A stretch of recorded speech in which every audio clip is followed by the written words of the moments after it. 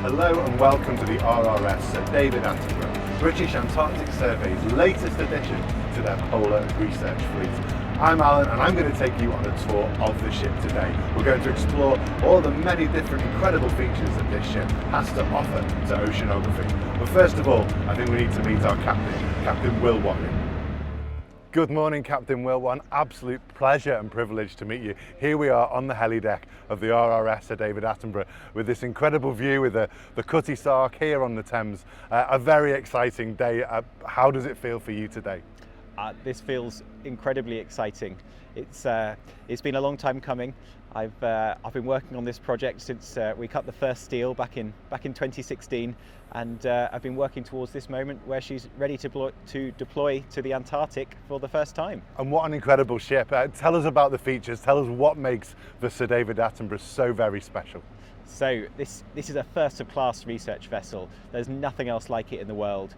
She's packed full of really good features to help us do better marine science in the polar regions. We can take more scientists to sea for a longer period of time. We can do science in harsher weather conditions because we've got more power and more manoeuvrability. We've got a moonpool now, so we can deploy scientific equipment through the middle of the ship whilst there's ice all the way around the ship. All the equipment on board is designed to operate in temperatures down to -35. So she's just going to be a really capable platform for science in the polar regions. And we cannot wait to put her through her paces this coming season. And you've got a lot of crew on board. You've told us that there's more than ever. Can you tell us a little bit about their roles? What will they be doing on this voyage? Certainly. We've got around 30 marine crew.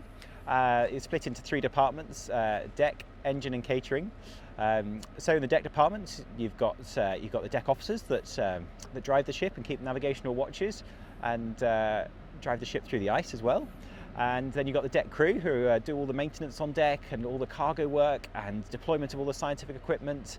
You've got the engineering department who are very busy at the moment, doing all the final checks of their list, making sure they've got all the right spare parts and everything's ready to deploy, because we're going to be away from help and any external assistance for quite some time. And then you've got the catering department that keep all the accommodation clean and tidy and keep us all very well fed. I can see why there's so much to take. We've been seeing cranes lifting things onto the ship for the last few days from the shore. Tell us about some of the things you need to take. What's coming onto this vessel? So it's a wide variety of things, but there's all the cargo which needs to go to the 5 Antarctic research stations that we have. Everything that they need, we need to take to them. There's all the spare parts for the ship, as I mentioned, and then there's all the consumables. We've got to take an enormous amount of food and supplies, and when you put all that together, it's a lot of stuff. And what about you? Is your suitcase packed? Yes, absolutely. The ship is a second home for most of us. We spend half our lives here, and we've been ready for this for quite some time. Now, I've been told that I'm okay to go and do a little tour and to show our viewers at home around the ship. What should I not miss? Where shall I go? Well, you should definitely have a look at the moonpool in the science hangar. That's a really exciting feature. How big's this pool? You talk about this hole in the ship. Should we be worried? How big's this hole? Oh, it's fine. It's 4 metre by 4 metre square, and it's pretty sizable. But you should definitely have a look at that. Have a look at the science decks. Have a look at the winch room, and towards the end, come and find me, and I can show you the bridge. We're okay to come on the bridge and meet you up there as well? Yes, that's fine. That sounds fabulous. I know you've got a very, very busy day. Everyone's very excited on board here. So I'm going to let you go and crack on, and we'll catch you later. Thank you. Thanks so much indeed, Captain Will. Bye. Thank you. So it looks like we're ready to start our tour. We're going to let Captain Will crack on with his busy day on board the ship, and we're going to go and start this video tour so that you can explore the ship too.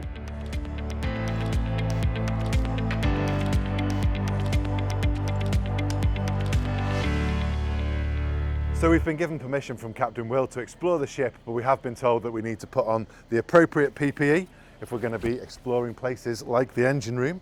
So let's get that done and make our way down to the science deck.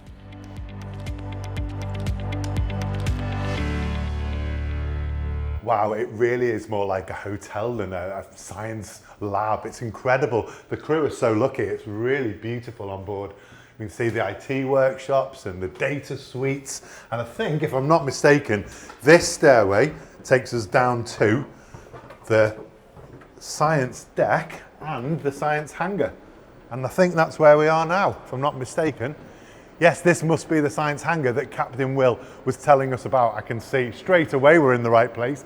And look guys, this must be, yes, this is our moon pool that Captain Will was telling us about. He said there was a hole 4 meters by 4 meters square right through the middle of the ship. And that is certainly not something I was expecting to see today.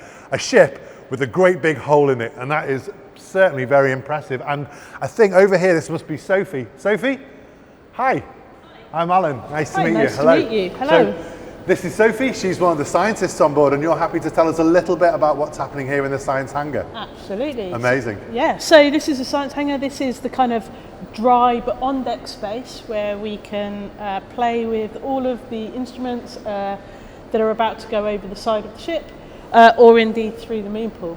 Great. So your instruments, let me get this right, the science equipment, the science instruments can go out of the ship that way, or even straight down the middle. Yep, so we like to be versatile. We have lots of different instruments, from kind of biology instruments collecting animals, nets, things like that, to CTDs that collect the physical properties or measure the physical properties of water, to other instruments that collect geological samples. And for a variety of reasons, they have different capabilities that require different deployment places. So this ship is incredibly versatile. We might, for example, on a miserable day with poor weather, where perhaps it's really, really cold, we would prefer to put an instrument through the moon pool, because that, in fact, as you can see at the moment, we're enclosed, so we're not open to the environment. That means that things like our water bottles won't freeze up. And then also the moon pool being in the centre of the ship, it means that it's a very stable place.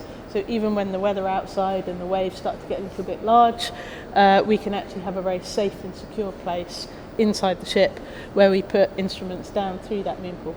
Wow, so there's a lot of data, there's a lot coming up from underneath the ship. Absolutely. And it can come in through this hatch going out over the side, it can come up through the moon pool. Are there any other ways that you gather data on the ship? Or Absolutely. So as well as the instruments that we put over the side, they're all connected with wires that are transmitting the data back. Pretty much the bottom of the hull is lined with acoustic instruments, and these are the kind of underwater search instruments, so that we are looking in the water column at the animals that are there. We are looking at the seabed and how deep the sea is. And we have also instruments that even ping sound that travels through the seabed, so you start to examine what the seabed is made of. So that's on the bottom. But on top of that, this vessel, we have one vessel, we go to places and we go to far-reaching, far distant places. And of course, it's one vessel, we can only take it there for a limited amount of time. And we obviously want to minimise our footprint in terms of carbon, but we want to maximise our footprint in terms of collecting scientific data. So another thing that we do is to use this ship to take autonomous vehicles to the locations that we're studying. We deploy those vehicles from this ship, and there are some examples in this science hangar. And whilst we will then complete our sampling by bringing lots of water on board, we will leave the autonomous vehicles with a variety of their sensors to stay for months sampling after we've left, so that we can look at the knock-on impact of our point samples. So these that we can see behind us, these get left behind when you've gone? Yes. Can we take a closer look? Yeah, let's go and have a look. Okay, so these are the autonomous vehicles, I guess you'd call them, that are going to be left behind when you come back home. Is that right? Absolutely. So these will be left in the Antarctic? Yeah, so these are designed to be deployed for somewhere between 3 and 6 months. Okay. This one, for example, is a buoyancy glider, the sea glider, and what it does is it actually undulates from the surface to 1,000 metres back up again. And it has a variety, you can put a variety of sensors on it. So the standard ones, for example, again, reminiscent of what was on the CTD over there. So you have something to measure temperature, salinity, the amount of algae that's in the water. And essentially it uses its tail fin here to communicate with satellites and send both its position and the data back to a scientist sitting very comfortably in their armchair or something like that. So they get that information, they decide perhaps that they want the vehicle to go somewhere else, and they'll send it somewhere else. So they can actually program it from back at base as well as just receive data too? Exactly that, yeah. So they can change their mind about where they want to go. You can be proactive about sending it somewhere. And one day someone goes back and retrieves it? That's the idea, absolutely. Amazing. Yeah.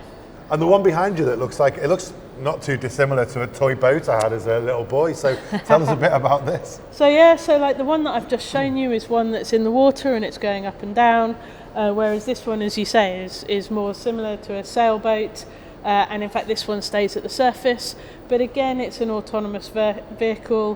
What's different for us about this one is we actually have an echo sounder on the bottom of it. That's pointing down and it's collecting information about what animals are living in the water column. Pretty much functions as a sailboat. So we have a sail, we have a rudder. The component is that it actually uses a battery to control the rudder, whereas the sail's just reactive, and it's getting all of its power from solar panels.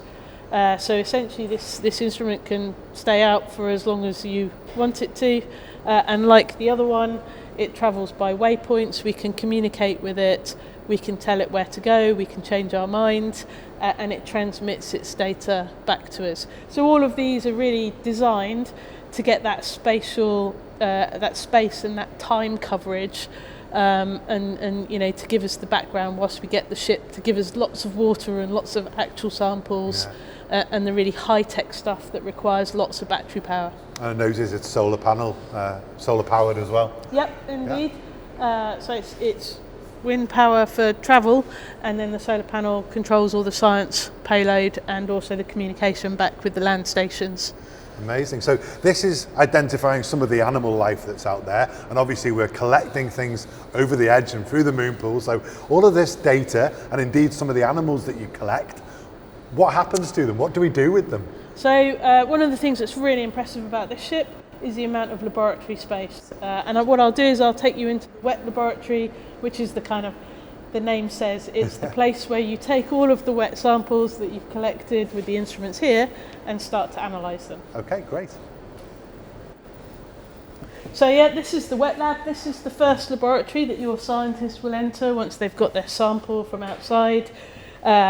Traditionally we bring it over to this large stainless steel table where we can sort through the catches.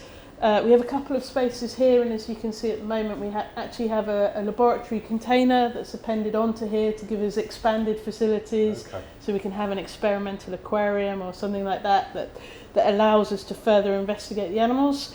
So imagine that this table here would be surrounded by a group of scientists with different specialists who would be targeting specific animals that they're very interested in. So what could this look like if we're out at sea? I want to know what I'm imagining on here. The likelihood is it would actually have lots of large trays on. So one big tray with the sample and the catch in, and then lots of small ones, and then lots of really, really eager scientists just all leaning over, kind of elbowing each other.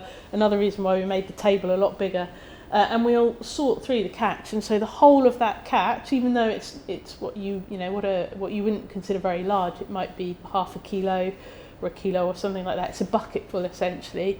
It would all be sorted down to the smallest animal, and counted and identified, and then those animals would be taken off into the various laboratories on the ship for further analysis. And what sort of animals would be in that catch? What would we be So looking quite through? often in the Antarctic, the kind of key linchpin species that we'll be looking at would be the copepods and the Antarctic krill, so members of the zooplankton, which are these animal components that are microscopic or slightly larger, and they're really the primary consumers of algae. So they're a keystone species that's transferring the energy, the carbon that we talked about earlier that's come into the phytoplankton, and they're repackaging it and quite potentially taking it down and removing it out of the surface waters.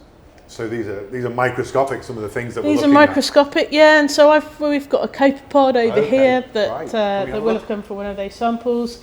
So again, this is kind of microscope that we would have our samples under, and what you can see on the screen there is an Antarctic copepod.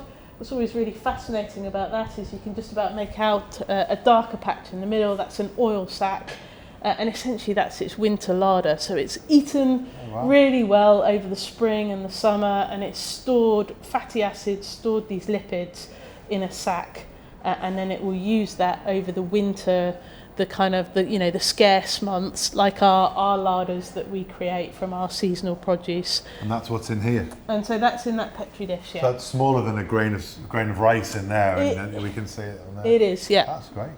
Yeah. Okay, and what's that? So these are Antarctic krill. So these were the other key species that I was talking about. These are about 4 to 5 centimetres long when they're adults, so they're really big. We rarely think of krill as being that big. Really successful animal in the Antarctic is about the equivalent to the human biomass of this one species, bounded by the kind of polar fronts, the Antarctic fronts in the Southern Ocean. It just really fascinating. Again, they're predominantly, they feed on algae, so they're a very important kind of low food chain item. And then pretty much everything eats them. So if you think about all of your charismatic megafauna, as we like to call it, so your penguins, your seals, your whales, a lot of them, this is their key food species. And so it's, as well as those animals, there's a human fishery for them, where that has both a feed component and what has really taken off recently is the pharmaceuticals component. So there's a very keen desire to understand how many of these organisms there are, where they are, what's going to be the impact of climate change on these organisms, and how is that going to affect the distribution of the predators, the successful recruitment of the predators into the future, as well as how many should be fished. Because they're a key part of the food chain. Yeah. And us humans have decided we want a slice of the pie as well. Absolutely. Right. So, wow. So no shortage of those at the moment coming in onto the table, which is good to hear about. And then everything can be looked at in great detail here. And once you've gathered all that data, we've got data coming in from so many places. I can see why it's a research vessel. There's so much data coming in. What happens to it all? Who has to do the number crunching? Where does it happen? So that's the thing, right? We want to consolidate all of that data together, because whilst there's power in all those individual strands, there's even more power in actually combining them all and getting that kind of holistic overview of what's going on in the ocean. So we have a server room, we store all the data together there, and I think you could meet Joe, who'll take you through some of that. He'll be up in the data suite. And he should also be able to show you some of the visualization tools that we have that enables all of that data that's collected on the ship to be shown, so that the scientists can kind of take that step back, look at it, and then decide what their next sample should be, where their location should be, what they want to do next. That certainly sounds like the next part of our journey, I think. Excellent. Great. Is it back out the way we came? Let's go back out that way. I'll let you lead the way. Go up to the data suite. Thank you. So, if you come this way, we can go and have a chat with Joe. He's in our data suite, and he'll show you some of the visualization that we use and where that data will be stored. Superb. Well, listen, thanks so much for showing us around the science hangar here. It's been fascinating, and I'm sure everyone at home has enjoyed it too. Brilliant. Thanks a lot. Thanks, Sophie. Bye-bye. Bye. Bye. Oh, wow. That's a very heavy door indeed. This is one of the heavier doors on the boat. Wow. Okay, let's go on up and see if we can find Joseph. Hi Joseph. Hiya. Hi, I'm Alan. Sophie said you were happy to talk to us a little bit about what goes on up here. Oh, definitely, yeah. Fabulous, thanks. Nice to meet you. Yeah, nice to meet you too. Oh wow, okay. Across here is some of the data screens that we have in the data suite here. So as you can see, some visual representations of the data that we collect. So you've got like underwater cameras here and a webcam straight from the front of the ship. Wow. And all this data gets pumped into our little server room, and then we can put it on any of the screens around the ship so people can view it where they need to. And how are the screens all over the ship, are there? Yes, so yeah, even from your room, you can tune into the data and you can just view it from there. Really, from the cabin? So people can be in their cabin just catching up on what's Exactly. From webcams to temperature gauges and all sorts of things. Definitely, yeah. Amazing. Okay, wow.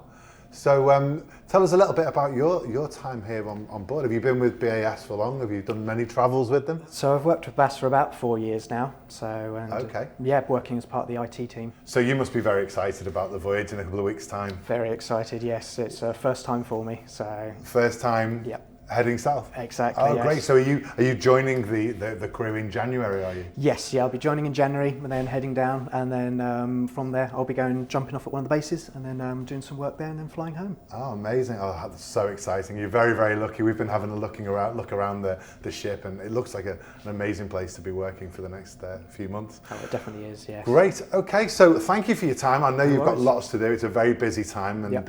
I'll head off now. I think I'm going to head for the engine room. Yes. So if I can head out this way? Yep, just down there and should lead you straight there. Wonderful. Well, thanks for your time and lovely to meet you. No problem. All the best. Nice to Good meet you luck. too. Thank you. Okay. Well, absolutely fascinating. I had no idea that there was so much data being collected and that it was being shared all over the ship and back to the UK too.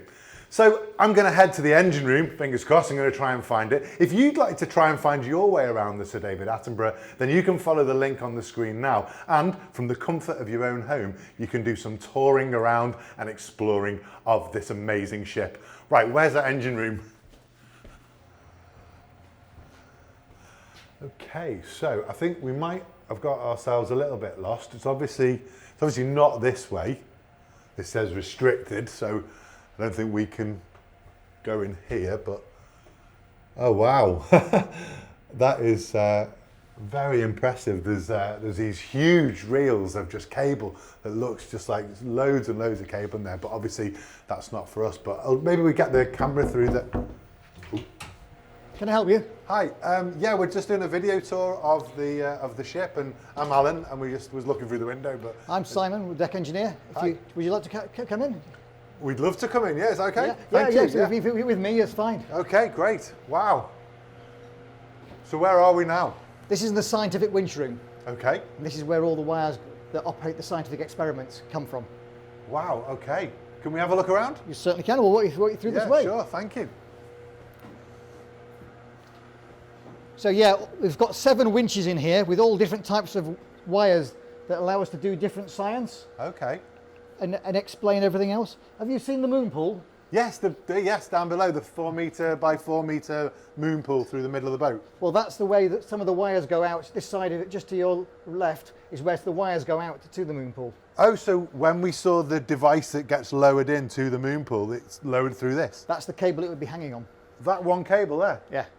Wow, that's a very strong cable. And Wow. it'll take it down to 6,000 metres. 6,000 metres off that? Wow, okay. Oh my word. This is the heart of the operation. It really is. Oh my word. So the aim is here, we can send equipment down the moon pool. We've got 2 positions over the side that we can go over, and we have the stern A-frame as well. And all those wires, depending on their function, can go to all the places they need to go. So these wires, these cables, wow. Are we safe?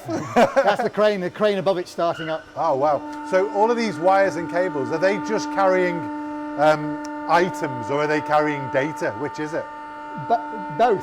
Some of them carry nothing, are just ordinary steel cables, the ones over here and there. The one behind you and the one in the corner there, plus the one that's going down the moon pool, all carry data.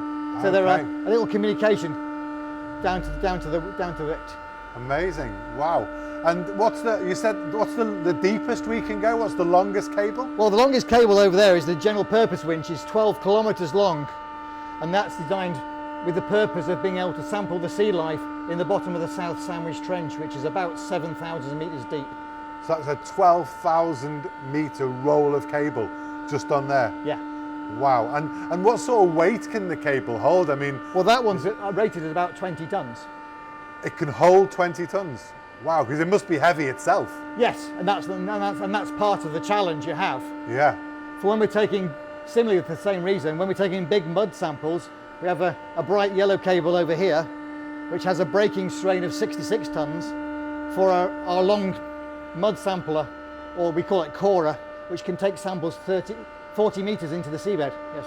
Wow. And that's a 66-ton weight it can hold. That's its braking strain. Wow. It's designed to safely hold about half of that, so 30 tons it would be able to pull out. So that would be lots of London buses. Yes. Or about 60 cars. Yeah, very much Wow, so. that's amazing. And you said that's a rope, not one of these big metal cables. No, the idea is using ropes. They're neutrally buoyant. They weigh nothing in water. So all you're pulling out is the load from the seabed. Can we see this rope? Because Yeah, I it's can't just over believe here. there's a rope that can hold 66 tons before it breaks.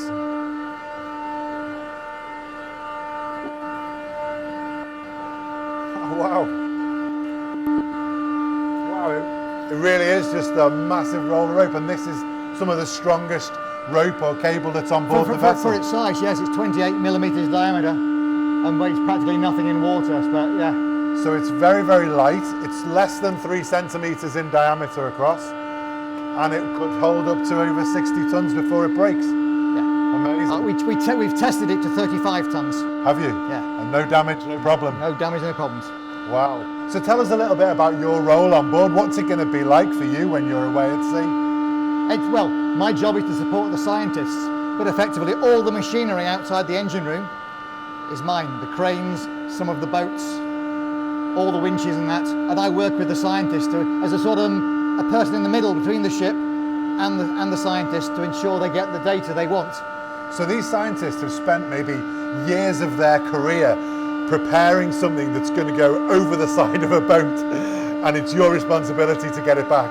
That's the hope, with the data. No pressure. Sometimes the data is more valuable than the instrument. Yeah, so if that's gone 17,000 meters down and has picked up a piece of mud that's going to give us an insight into something amazing in the world of oceanography, it's got to come back, right? Very much so. Wow, no pressure at all. No pressure at How all. long have you been with Bass? Nearly 30 years. So you know what you're doing. Yeah. They're in safe hands. Hopefully. And I've been building the ship from the very bottom up. So do these scientists liaise with you? Do they talk to you about what they want to do and how they want it to go over and down? The tools are fairly generic in some respects between different research ships, so they can do the different things around the world. But yes, very much so. Communication is the key to everything. Absolutely. Is it just you, or do you have a team? No, well, the engineering-wise, there's a scientific bosun who works with the deck crew very closely to help them understand what we're trying to achieve, because obviously people come, and obviously the chief officer and the captain and the chief engineer are all closely involved in the common goal of getting the job done. Fabulous. Are you looking forward to the maiden voyage? Very much so. It's been a long time coming. Oh, you must be so excited. We're very jealous. And this is such an amazing environment to have as your office. Very much so. Right, I'll let you lead the way out, because okay. I don't want to trip over anything. Yeah, just watch your feet. That's the only hazard with the place. Hence the reason we don't let people in so much. Were you a part of designing this space as well? I mean, when it was... I was involved very closely in with what we're doing, yes. Because obviously it's been very carefully put together. Everything is just slotted in the right place. Yeah, I talked with the scientists and what we tried to do, and there was some compromises as always in what we did. Hence that wire there effectively replaces 2 wires on different shapes. So we had to come up with different ideas because of the way we've built the ship and where the equipment is. A lot of science research ships have the winches very low down. Right. Well, because of the cargo capacity on here, that's cargo here, so we had to put the winches higher up, and so had challenges. And of course with the moonpool, that's got to be from quite high up, because that comes right through the middle of the ship. Yeah. Amazing. Simon, thank you so much for your time and letting us in here. That's been incredible. Shall I head back this way? You can do, yeah. Thank you very much.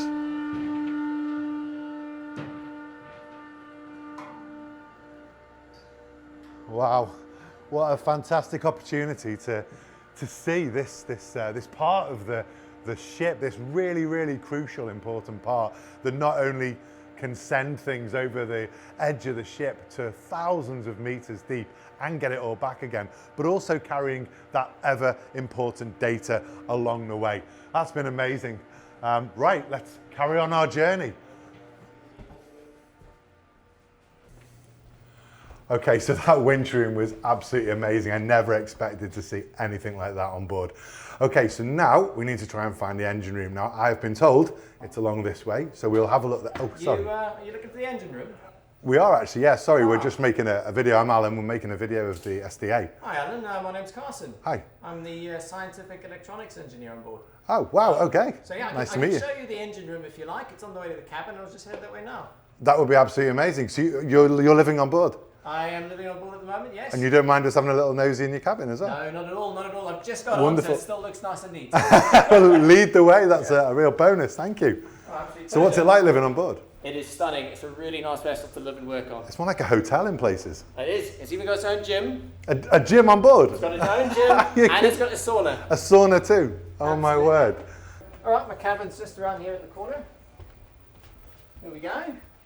Oh wow, it's I'll be honest, it's a lot nicer than I expected. A lot of people don't expect that, I suppose, what you see in the movies and that. But no, this is lovely. This is the cabins we live and work in for months at a time. So it's quite nice to have the comforts available. Okay, so give us a tour. Do the looking through the keyhole thing. Tell us what have we got on board here. Well, it's very comfortable, which is the main thing, because you do spend a lot of months and weeks away from your family.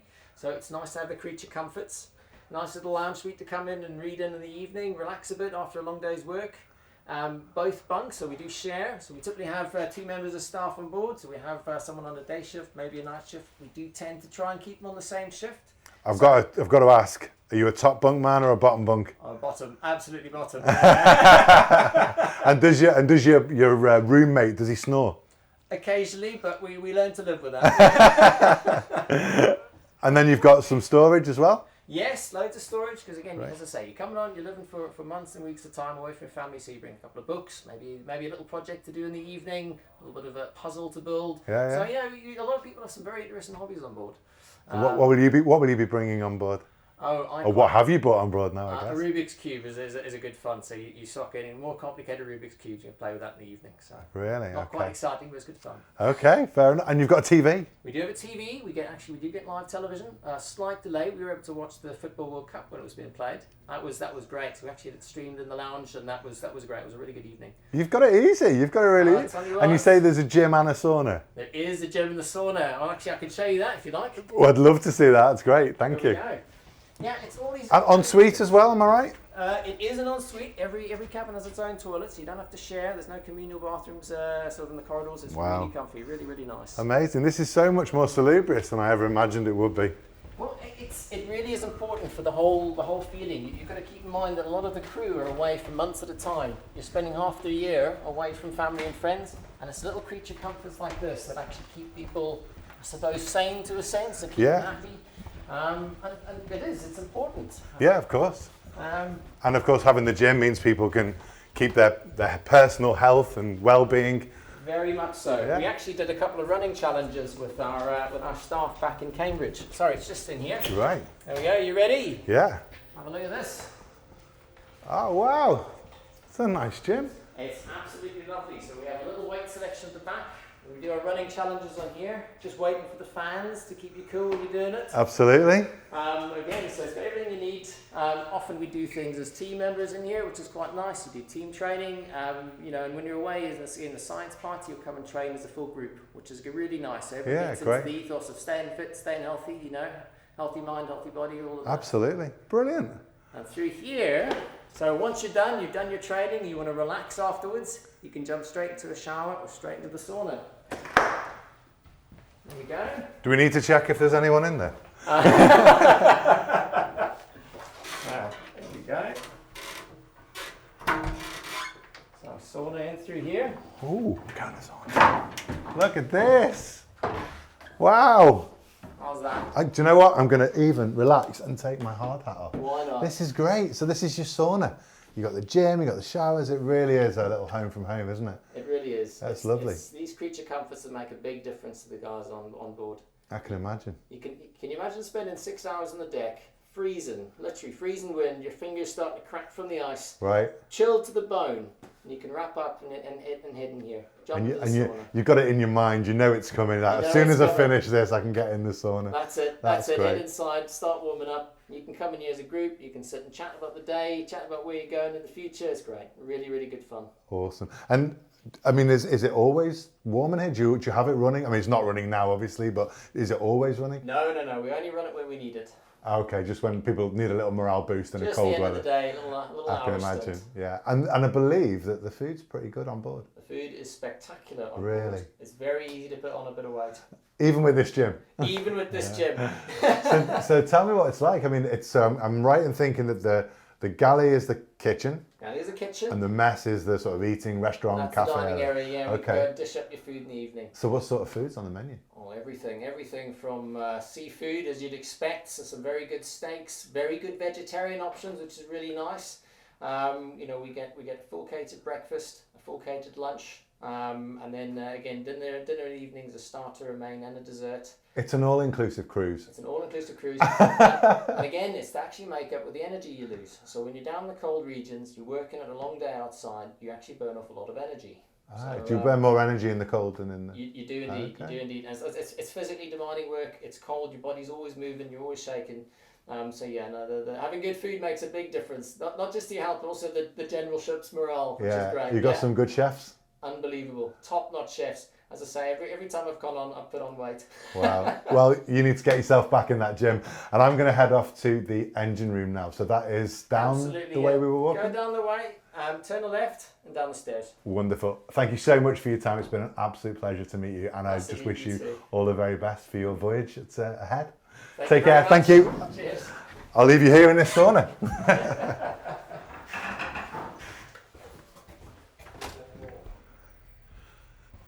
Okay, so Carson said it was just down the stairs to the engine room.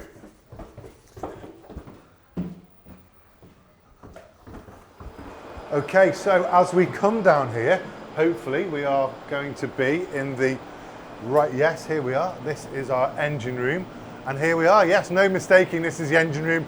It smells different, it sounds different, it even feels different. It's a little bit warmer than, not as warm as I expected actually. I thought it'd be very hot down here, but it is certainly warmer. And I've been told that we are going to meet Simon, who helped us out in the winch room, and I think he's going to be down here for us to show us around. Yes, Simon. Oh, hello again. Good to see you. How are you? Thank you. We found you. We found you. So, we're in the engine room. Well, you're actually in one of two engine rooms on the ship. Two. We have two engines in this side, and to make us nice and safe, we have another engine room which is separate, which has two engines in on the other side. Okay, so is that in case one has a failure or for extra speed? Or potentially or flood. Yeah. Okay.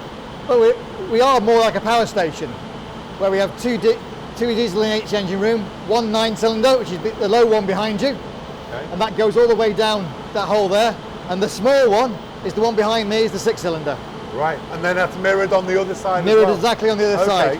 And what they do is generate electricity, and we generate about 18 megawatts if we need to. Obviously, we just generate what we need to be as fuel efficient as possible. Yeah. And 18 megawatts, that's about 210 family cars. Wow. So yeah, so we generate the electricity here. All the services thing come to the engines and do that. The generators are just these big boxes to the side here, and then we take the electricity further down the ship to power us away. Wow, amazing. So do you ever use both engine rooms at the same time? Yes, particularly if when we're working ice, we need all the power we can. Right, to generate more power to crush through the ice. Yeah. Fascinating. So it's not as warm as I thought it would be. Is that because this one's not running? I guess the other side is. And also it's October outside, and we're bringing fresh air in to keep us cool. So actually we're bringing the outside air in, and that's quite got a bit of a nip to it today. Yeah, because my question was going to be really about conditions down here. I think I expected it to be like you see on films where everyone's really hot and sweaty and covered in oil and grime, and this is like really clean. It's really ambient temperature. It's not what I but expected. when the engines run, and you'll feel that when we walk through next door to the switchboard rooms, right, the temperature goes up, and in the tropics, yes, this will be very, very warm.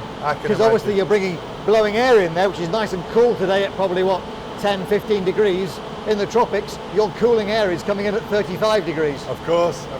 And how many people will be working down here in the engine room with you?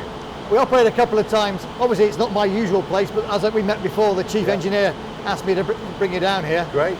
There's normally a chief engineer who's over all the engineering on the ship, second engineer who's in charge of the engine room, and she looks after that.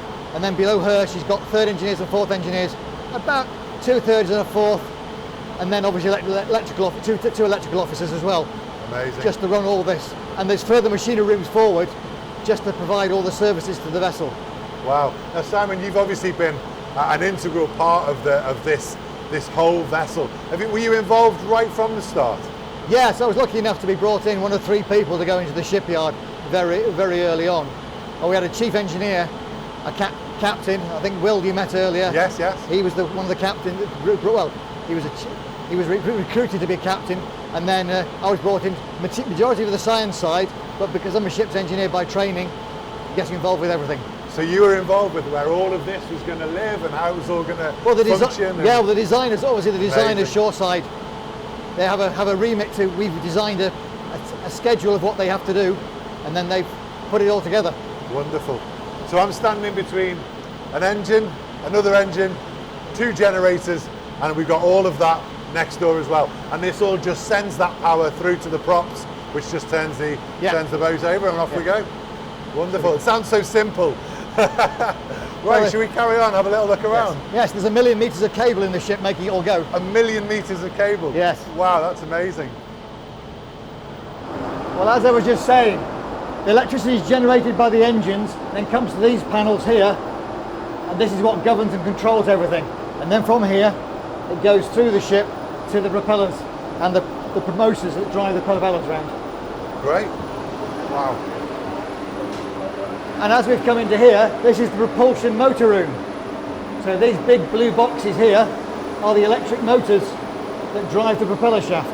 Wow. You see them joined in the middle? Yeah. So there's 2 in this room, and like the engine room, there is 2 next door. Okay. Because we have 2 propellers that's independently, so they're all separated out. Right. And is this built for speed or torque or power? What's the design being behind it all? Obviously, fuel efficiency is the primary thing to make the best use of the vessel. But obviously, at the end of the day, we need power to get through ice when we need to do it. Yeah, so the whole form and everything else was tested in a tank for model ice to work out how much power it was going through that would take to force its way through the ice. Because it's a bit different to previous vessels, isn't it? Its draft isn't as deep. Is that right? It's a different... Quite often for icebreakers, you put that much weight and power into them, they're quite deep. But where some of the places we go are relatively shallow. We're only about just over 7 metres. Right. And we need to work on that. So there was a compromise in the whole form and making everything light and still being able to do every job we did. So not really built for zooming across the oceans, but certainly having the power when you hit a huge amount of ice to smash up. Certainly is, because when you hit the ice, obviously if you had a very sharp bow like warships or cruise ships, basically it's like an axe. Yeah. You hammer it into a piece of wood, it gets stuck. This one's got quite a rounded bow with the aim that it rides up, and then I talk a bit like a spoon. You push the spoon down and use the weight of the surface area of the spoon, and that just pushes the ice to the sides. Right. That's a new idea as well, isn't it? Previously it's been about cutting through, but this is about sort of squashing down. Is that right? Since we've gone to working with them, Amundsen, some of the ships were very rounded hulls, even back to Amundsen's time. But obviously we're taking it to the next stage. But all ice strengthened ships tend to have that sort of rounded form then. And I forget the gentleman. I think it was a Dutchman, right, or a European who worked out trying to make tugs in a harbour over there, which iced up every winter, and therefore he generated this idea of using a rounded form to. And how thick will some of the ice be that this has to power through? Well, the aim is we'll go 3 knots or just over 3 miles an hour through a metre of ice, of first year ice. So it's the softer stuff, the newly formed, but we can push it out of the way. But also it helps if it's not very tightly packed, because sometimes you can be 100 miles into the ice and the weather changes and pushes it and makes it much harder to go through. There's no chance of the vessel getting trapped in the ice and frozen up, is there? I know that's happened in the past. Maybe. Well, hopefully, yeah. I was on a previous ship and we were temporarily, because the weather's changed, it nipped us, and you get to the point where you're in the middle of tens of miles off the coast, so you're in no danger. It's just easiest to wait for the weather to change, the ice to release, because you just end up burning more fuel getting away, just bashing your way through. not necessarily going very far, very fast. Well, having seen this this lovely ship that we're aboard, I think there's worse places to be trapped. So, listen, Simon, thanks once again for your time. So what we've seen here today is that all of that power that we've seen generated in there comes through the control room, is driven through here, and then beyond there, we hit the props and the propeller drives the boat. That's the one. Wonderful. Great, we'll make our way back out. Thanks so much. You're welcome.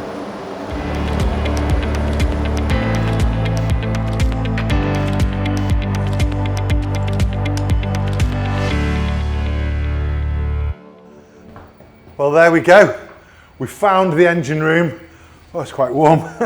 We found the engine room and we have seen so much of this incredible vessel. Now remember, if you would like to do a tour all of your own of the SDA, you can go to the SDA virtual tour. The link's on the bottom of the screen now. Now before we go to our final stop, which is Captain Will on the bridge, I've been told that we can get ourselves a drink. So one of these doors takes me into a coffee shop. So I think I will just go and get a little refreshment. All suffer from it. Yeah, absolutely. Hello. Ah, Hiya. hello. How you doing? We've just been in the engine room. Excellent. It was great. We found it. Thank you for your help. Last time I saw him, he was in a sauna. So I've just had a great time with Simon down in the engine room. He's been giving us the tour there. Everybody's been so fantastically welcoming, and we're just on our way to Captain Will up on the bridge. I saw when I saw Joseph before, he was telling me it was his first time going south, and I wondered, is there a lot of crew who it's the first time for to be going to the Antarctic? What about you guys? Well, we've been going for a number of years now. My very first cruise was actually with Sophie about 6 years ago now. Oh really? Yeah, absolutely. It was quite a unique cruise. We got to go past some nice islands and see some penguins. And collect some ice off of glaciers, so it was quite a unique cruise. It was quite a special one. So, Oh, wonderful. Every cruise is special in its own right. Have you got a favourite so far? I quite like the seafloor trawling ones. Those are always quite nice. You find lots of interesting things. Like that. What about yourself? What's your favourite, Ben? I wouldn't necessarily say I have a specific favourite. I think I usually have one favourite incident that happens on every trip. So I was blown away a couple of years ago. I went on a trip with some marine mammal observers who were out there studying the whales at the same time as we were measuring krill, and they saw a blue whale. They called it down to the rest of us, and to be honest, we kind of ran to the decks to go and get that sighting. I've been to sea for 20 years, and so it took me 20 years to see a blue whale for the first time. Amazing. And it was an awesome experience. A question I do have for you. This has obviously been a huge financial investment, not just in the ship itself, but or in the people and the crew. But it's just been such a huge initiative over the last 5 years. It's not an insignificant amount of money. What does it bring to the table? Why is it a good use of a good investment, a good use of the money? I can't think of a better time that we can invest in looking at our environment and investigating it. What we know is we have a changing environment. I think we're pretty much in agreement now that change is occurring, and in fact we're just leading into the COP event in Glasgow now, which is where all the world leaders will be sitting and discussing how we are going to mitigate for climate change.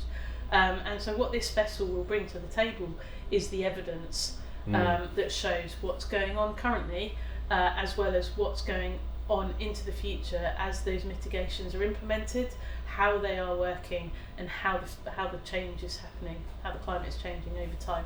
Yeah, it's significant. I mean, it's become clear. Just so many people so passionate, so excited about it, and it's clearly going to have a huge impact on oceanography and science and the climate. And I mean, the important thing to remember is what you see at the polar oceans is not just occurring at the polar oceans. It's a really excellent place to actually identify things that are changing on a world level. So it gives us the information then that can guide and inform about the whole planet. Yeah. Amazing. Right, I've got one last question because Captain Will is expecting us. I don't want to be late for the captain. But a question I do have that I love to ask, and I will be asking Captain Will as well. Young people, youngsters making career choices, making subject choices perhaps at school, what advice would you give to them if they were looking for a career that led them to an initiative or a project as impressive as this with BAS? I can start with myself. I'm a scientist, so when I was at school I did my A-levels, I studied science as the main topics. I then went through and did a degree and finally followed by a PhD before joining BAS and so coming there to study the oceans. But BAS is so much more than that, and actually in order to deliver the science that we do on this ship, we need so many more disciplines than just the scientists. So we need the engineers, not just to help us with our scientific instruments, but to make the ship go.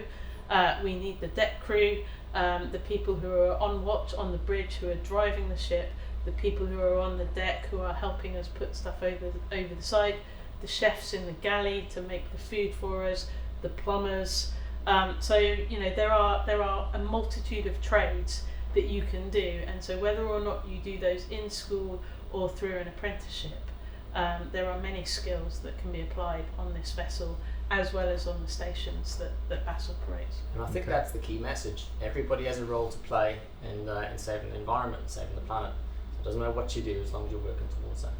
Absolutely. Well, I think that's a great point to finish on. That not everyone can do everything, but everyone can do something, and then we've got an insight into what you guys are doing, and that's really powerful. So thanks so much for your time. I am going to head off to the bridge now, so I'll leave you to enjoy your coffee. It's probably cold now, and apologies for taking up even more of your time, but thanks very much. I'll see you later. Thank you very much. Thanks, bye-bye. Bye.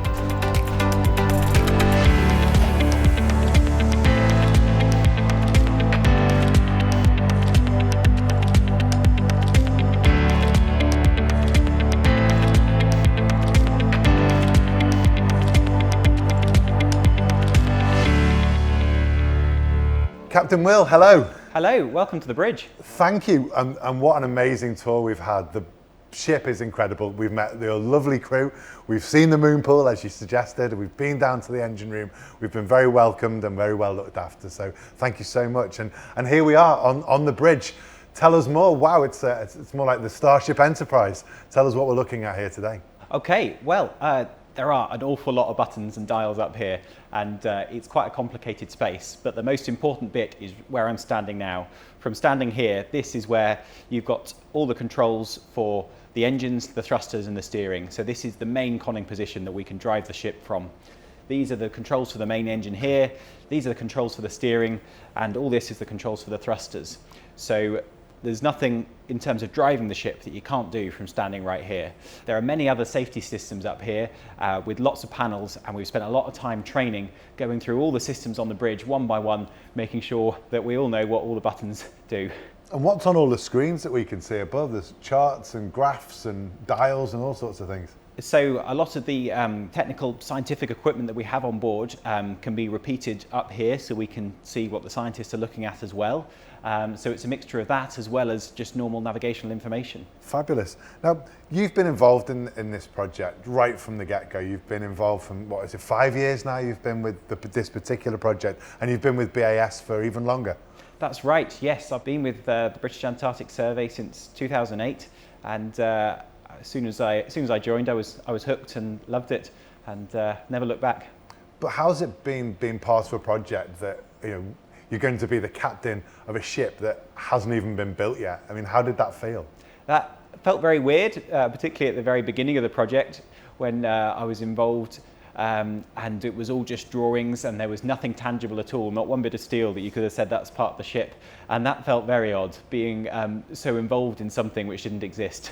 But as it came to life, it just got more and more exciting, and it's really satisfying to be able to see some of the features on the ship now, which I was able to have an input to at that design stage when there was nothing. And I said, right, we want a door here, and we want the ability to tie a rope on there and that sort of thing, and they'll be able to see that in use now is really great for me. So the launch of the actual hull was in 2018, the naming was in 2019, and here we are with a maiden voyage in 2021. Now I know that the ship's been out at sea doing sea trials. What's been going on in that period of time? What's been happening? Well, it's been an exceptionally busy period. As I'm sure you can appreciate, nobody would want to send a ship off to the Antarctic for the first time without some thorough testing in home waters before we go.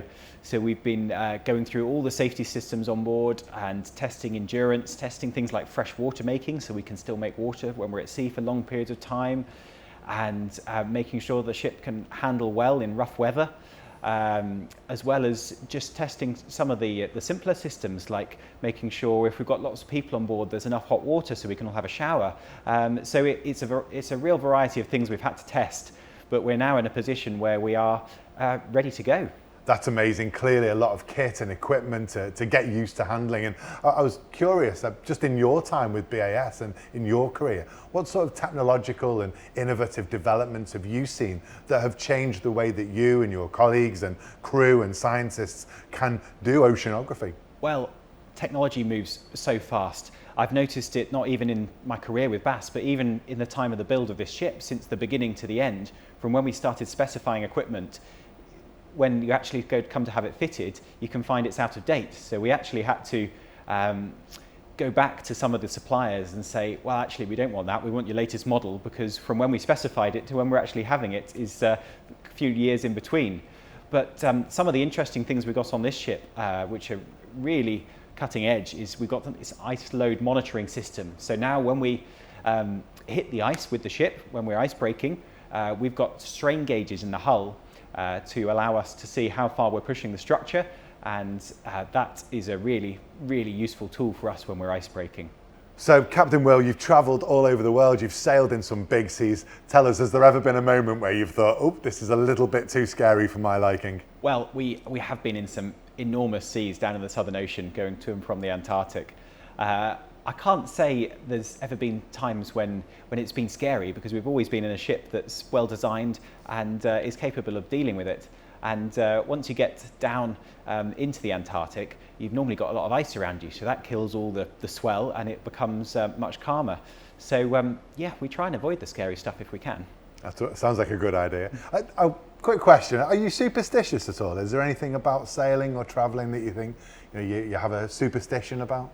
No, there's nothing I take for good luck, and I wouldn't say I'm very superstitious, but I wouldn't set off on our maiden voyage to the Antarctic on a Friday the 13th. I'm sure, like all of the crew, you'll miss your friends and family terribly while you're away, but what one thing will you miss that you can't take with you from home? Well, I think the thing I always do when I get home is have some fresh milk. That's the one thing I miss when I'm away for a long period of time. We have fresh milk that's frozen on board, but it's never quite the same. There's one for the cornflakes in the morning, yeah, and a cup of tea. I can understand that. I was wondering, a lot of the people who are watching this will be youngsters, young people at school, maybe making subject choices in their secondary schools. What advice would you give to a youngster who is perhaps wanting to be the next generation of crew or scientists, or perhaps even a captain of a vessel like this? The main thing I would say is to start any career in the polar regions, start it early. I left school at 16 and went straight to sea and did a merchant navy cadetship, which I'd highly recommend. But there are many other routes to working in the Antarctic. But my advice would be just to get on with it straight away. My last question for you. Ernest Shackleton famously overcame extremely challenging circumstances in the Antarctic, and his crew, of course, benefited from his resilience and his leadership skills. I wonder what your approach is to leading a crew of this size and being responsible for such an important voyage. So, whilst the ultimate responsibility for this massive ship does rest with me, I'm very fortunate that I've got a great team around me, which make the job very easy. And they share that responsibility for a day-to-day running. Everyone's got their own job scope, and as long as it's all going well, the job is actually fairly easy. It only becomes difficult from a leadership point of view when things start going a bit wrong, but I'm pleased to say that that hasn't happened yet. Well, Captain Will, thank you so much for your time today, for telling us all about not just the bridge, but so much about this maiden voyage that you have ahead of you. We wish you all the very, very best of luck, and I'm sure everybody at home and around the world who's been watching has thoroughly enjoyed having an insight into this incredible ship and meeting some of the crew. So thank you so much for your time, and we wish you all the best. It's a pleasure. We're all very proud to be able to show you our ship, and thanks for coming. Thank you, Captain Will. What an amazing insight to this ship, the RRS Sir David Attenborough. I've had an amazing time here on board. I've met some great people, the lovely crew who've made us so welcome, and of course, seeing some of these incredible features on this ship. I hope you've enjoyed it too, following along from wherever you are in the world. I'm sure, like me, you wish everybody who's been a part of this project the very best of luck for their maiden voyage. Thank you for watching.